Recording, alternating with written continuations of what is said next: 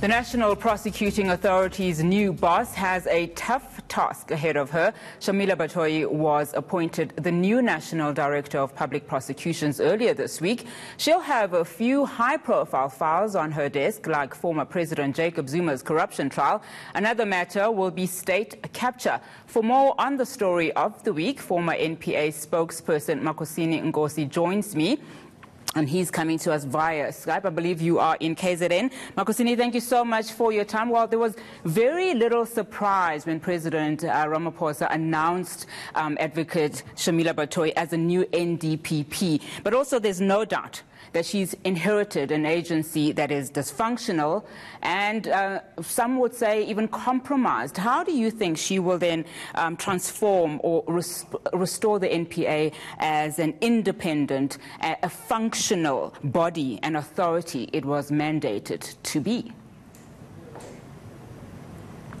I think that's pretty easy because we have the Constitution, we have the NPA Act.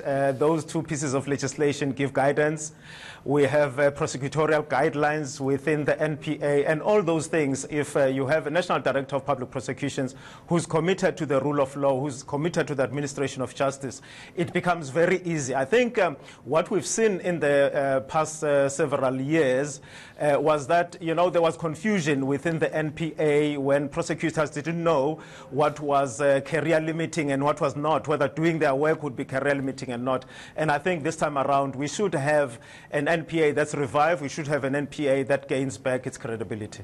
Now, you were the former spokesperson for the NPA. Now, no doubt that a lot of her current staff now are excited of her appointment. Tell us about the morale then and what's likely to happen now that she's stepped into to the NPA. Look, let me speak about my experiences. I joined the NPA in October of 2003. The NPA was at its zenith. It was at its highest point. You had the Directorate of Special Operations, the Scorpions, which enjoyed community adulation. It was an organization that was seen to be doing work in terms of fighting organized crime and corruption. And when I left the NPA, that was now under the tenure of Vusi Pikoli, there were now talks that the NPA maybe was overreaching. For instance, if you talk about the case of the late Jackie Silibi, up to the point where I came back as a consultant to the NPA was completely different. I couldn't recognize it. I couldn't function in it. So I think that, with the appointment of Shamila Batohi, who represents, in my view, the old NPA, the NPA of the early 2000s, and if she can take it back, if her approach is to take the NPA back to those days where it can have its credibility. And I think it does help also that she's worked for the ICC at The Hague. I think, that international experience being brought into the country will be helpful. Unachi, you must remember that I think what is critical for us to remember about the NPA is that, before, when there were issues of corruption and, organized crime, the NPA would be seen to be acting an active role via the Scorpions. The Scorpions were disbanded. Now we have the Hawks.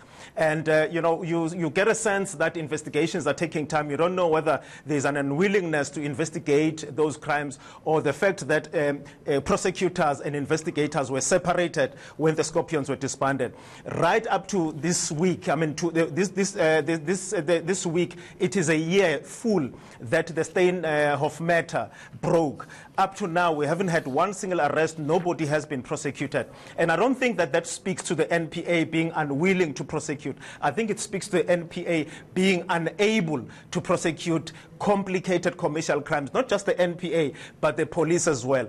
I think that Shamila Batohi will have to have a conversation with the Minister of Police, the security cluster within cabinet, to see what can be done to speed up the investigations so that, we don't have what we see happening now, that if you go into a supermarket and steal a tin of pilchards, you are going to sleep in prison. But if you steal billions, you are going to walk around freely, nobody bothering you, nobody arresting you, nobody doing anything to you, because the state has become incapacitated to deal with such cases. I think that's one of the things that Shamila Batohi will have to concentrate on. I I think she'll have to concentrate also on gender-based violence and those cases that involve the abuse of women, what we see in this country. And that actually, if you can remember, her appointment happened on the day that Cheryl Zondi launched her foundation, which is really about helping victims of sexual abuse and the difficulties that they face in courts. I think those are the things that Shamila Batohi will have to attend to, and I think she's up to the task. Talking about what her responsibility is now of bringing back the NPA to what it was, fundamentally, according to you, what do you think needs to shift to make sure that the NPA is successful and that it carries out its mandate? I think really what Shamila needs to do is to sit down with her management team, her top management team, and give a message that should filter down to everybody within the NPA, that the guiding principle for the NPA is it's not politics. It's not who is the president. It's not who is the Minister of Justice or which political party is the governing party.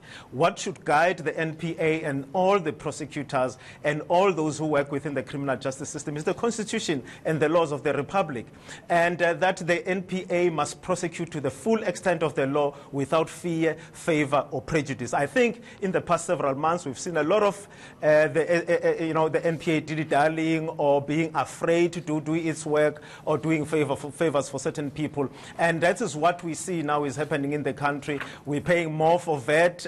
Money was taken out of the country through state capture and corruption. That was because nobody was being prosecuted. And I think if you can change that you commit a crime, you're going to be prosecuted to the full extent of the law. I think all of us as citizens of South Africa will realize that there's a new sheriff in town, that she means business, and that people will now maybe respect the law more than they've been doing in the past several years. But I think really the guiding principle for the NPA and for Shamila Batohi in particular should be the constitutions and the laws of the Republic.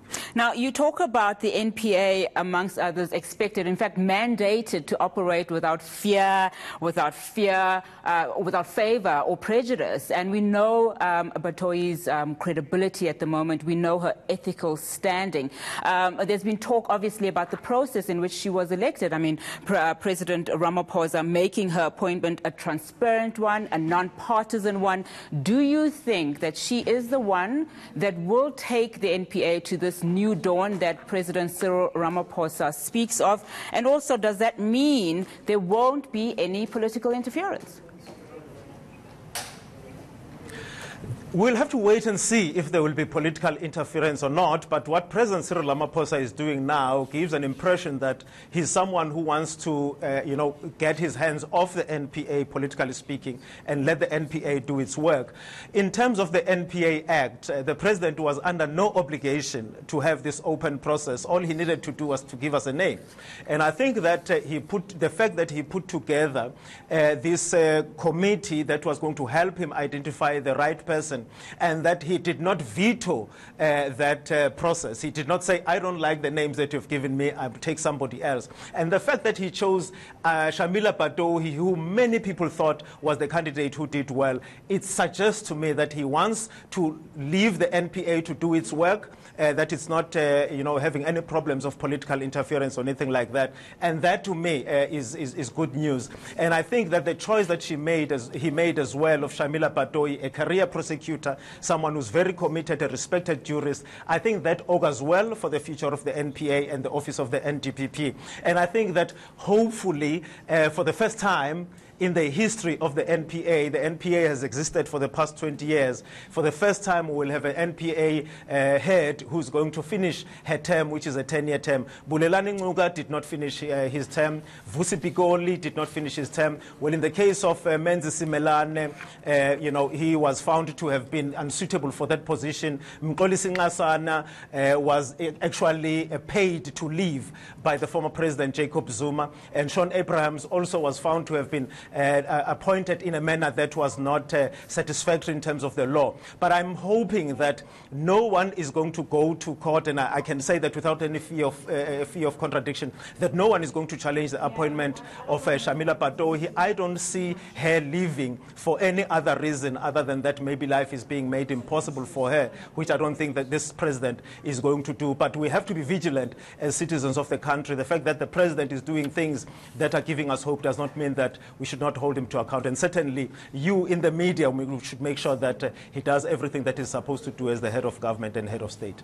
Now, Makhosini, let's talk about what's on her plate currently. We know that there are several decisions that she has to make in as far as very high-profile cases that she has on her plate, including corruption trial of former President Jacob Zuma, as well as state capture. Where will and should her focus be? I think she should look, you see, this is the problem that the advent of the disbandment of the Scorpions unfortunately brought. Because during the era of the Scorpions, investigators worked closely with prosecutors. Now, Hawks are working on their own. They investigate, and then they'll have to come back to the NPA and say, these are the investigations that we've conducted. So that, for me, I think is problematic. But also, for me, the biggest problem is that there is no longer capacity within the organized commercial crimes unit, in the police, and the commercial crimes unit within the NPA. I think there has been a sort of a weakening of the capacity, which makes it difficult. I mean, commercial crimes are complicated. Let's take Steenhoff, for example. The internal audit committee of Steenhoff, could not pick up things that were happening. The external auditors could not pick up what was happening. And in some cases, there could very well have been collusion. But I think the important point to take is that commercial crimes are very difficult to solve because you're dealing here with people who are very smart, who know what they're doing. And if you come from outside, you're not an accountant, you're not a financial person, it's very difficult for you to unravel that. And I think you need to build capacity within the police. If you're not going to bring back the Scorpions, at least build capacity within the Hawks so that they're able to investigate, but also build capacity within the NPA so that they are able to prosecute. Commercial crimes are very difficult to prosecute, and you've got to have the capacity. Right now, unfortunately, I don't think we have that capacity. That, for me, is the number one thing that she will have to attend to, that the criminal justice system and all those who are responsible would have to attend to. Now, you raise a very, very important point in terms of what could potentially hinder the work of the NPA. Do you think some of the points that you raised today are some of the things that President Ramaphosa is aware of and some of the things that they will be talking about in the near future?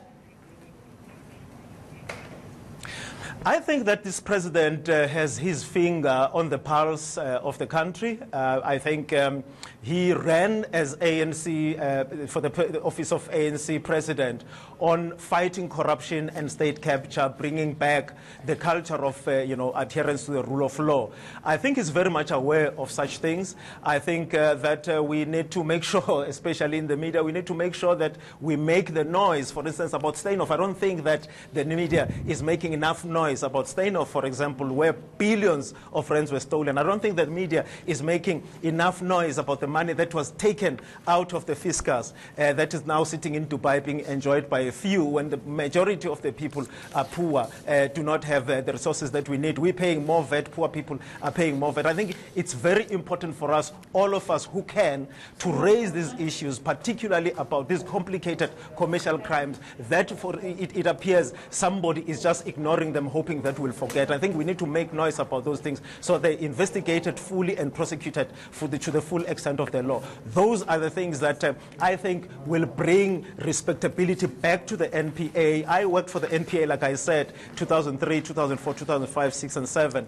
During those times, I mean, as the person who was the face of the NPAs, some would say, I would get this feedback from people that people believed in the NPA, they believed in the Scorpions, they believed in the asset forfeiture unit. When last did you hear of the the Asset Forfeiture Unit taking away proceeds of crime, something that was happening almost on a daily basis in the early 2000s. And I think if the NPA and the police can go back to that culture, I think there will be a lot of respectability, not only to the NPA, but to the laws of the Republic, because that is the most important thing, that us as citizens must respect the laws of the Republic and adhere to them. And those who break the law, they must be prosecuted. They must be seen to be prosecuted to the full extent of the law. And if found guilty, be sent to prison. All right. Thank you so much, Makosini. Always a pleasure. Thank you for that analysis. That was former NPA spokesperson Makosini Ngosi talking to us about our story of the week.